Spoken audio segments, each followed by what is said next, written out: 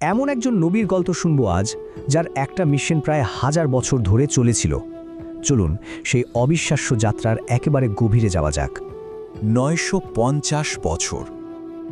সংখ্যাটা শুনতেই কেমন যেন অবিশ্বাস্য লাগে, তাই না? এটা কিন্তু শুধু একটা সংখ্যা না, এটা হচ্ছে ধৈর্য, বিশ্বাস আর প্রায় অসম্ভব এক অধ্যবসায়ের গল্প। তো চলুন প্রথমে একটু দেখে নিই হজরত নূহ আলাইহিসসালামকে যখন পাঠানো হয়েছিল তখনকার পৃথিবীর অবস্থা ঠিক কেমন ছিল। এটা এমন একটা সময় ছিল যখন মানুষ এক আল্লাহকে প্রায় ভুলে গিয়েছিল আর মূর্তি পূজায় ডুবেছিল। আসলে ঘটনাটা শুরু হয়েছিল ভালো উদ্দেশ্যেই, পূর্বপুরুষদের সম্মান দেখানো থেকে। কিন্তু সময়ের সাথে সাথে সেই সম্মানই আস্তে আস্তে মূর্তি পূজায় পরিণত হয়।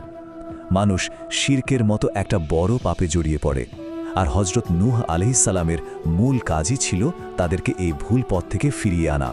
তার বার্তাটা ছিল খুবই সহজ কিন্তু অনেক শক্তিশালী।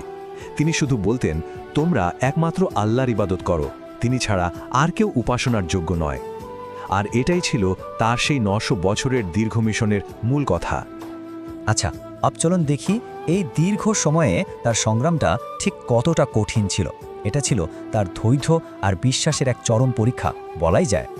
তিনি কিন্তু চেষ্টার কোনো কমতি রাখেননি। দিনের বেলায়, রাতের আধারে, সবার সামনে প্রকাশ্যে, আবার কখনো একা গোপনে, মানে সম্ভাব্য সব উপায়েই তিনি সত্যের বাণীটা মানুষের কাছে পৌঁছে দেওয়ার চেষ্টা করে গেছেন। কিন্তু তার জবাবে তিনি কি পেলেন? চরম প্রত্যাখ্যান। তার সম্প্রদায়ের লোকেরা এতটাই অবাধ্য ছিল যে তার কথা যাতে শুনতেই না হয় সেজন্য তারা নিজেদের কানে আঙুল দিয়ে রাখত। শুধু তাই না, কাপড় দিয়ে মুখ পর্যন্ত ঢেকে ফেলত। একবার চিন্তা করে দেখুন অবস্থাটা। এখানেই শেষ না, তারা হজরত নূহ আলাইহিকে সরাসরি আক্রমণ করত, তাকে পাগল বলতো। আর যারা তার উপর ঈমান এনেছিল তাদের বেশিরভাগই ছিল গরিব আর দুর্বল। তাই ধনী আর প্রভাবশালীরা তাদেরকে নিয়ে সারাক্ষণ ঠাট্টা তামাশা করত। এত লম্বা সময় চেষ্টার পরও হাতে গোনা মাত্র কয়েকজনই তার কথা বিশ্বাস করেছিল। শত শত বছর ধরে এই প্রত্যাখ্যান চলার পর গল্পের মোড়টা একদম ঘুরে যায়। যখন মানুষের দিক থেকে আর কোনো আশা থাকে না, তখনই কিন্তু আসমানি সাহায্য আসে।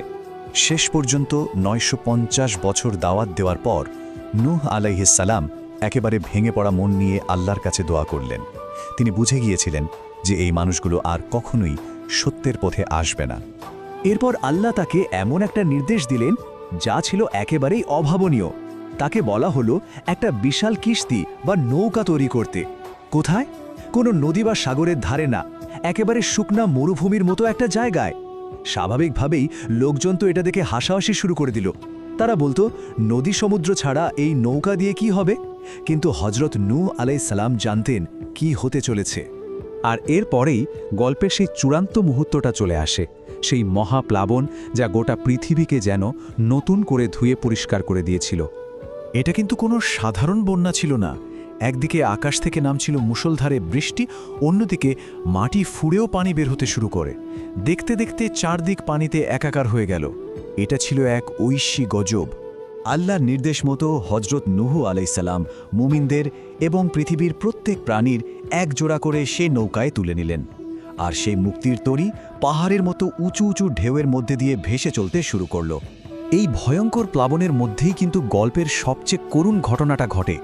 নূহ আলাইহিসসালাম দেখতে পেলেন তার নিজের অবিশ্বাসী ছেলেটা পানিতে হাবুডুবু খাচ্ছে।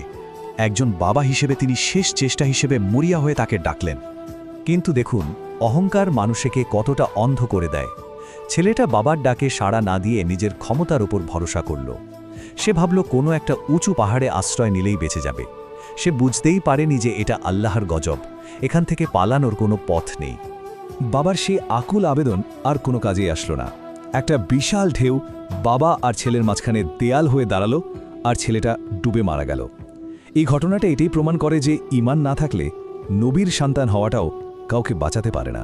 প্লাবন থেমে যাওয়ার পর যখন পানি নেমে গেল, তখন পৃথিবীতে শুধু বিশ্বাসীরাই বেঁচে ছিল। বলা যায় পৃথিবী এক নতুন করে শুরু হলো। আর এই ঘটনা থেকে আমাদের সবার জন্য কিছু অসাধারণ শিক্ষা রয়ে গেছে। শেষ পর্যন্ত আল্লাহর আদেশে পৃথিবী তার সব পানি শুষে নিল, আকাশও পরিষ্কার হয়ে গেল। নৌকাটা এক পবিত্র ও নিরাপদ জায়গায় এসে থামল।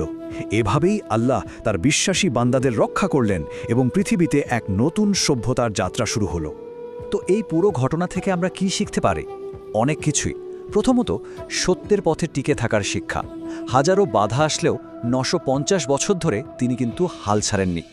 দ্বিতীয়ত, অহংকারের পতন।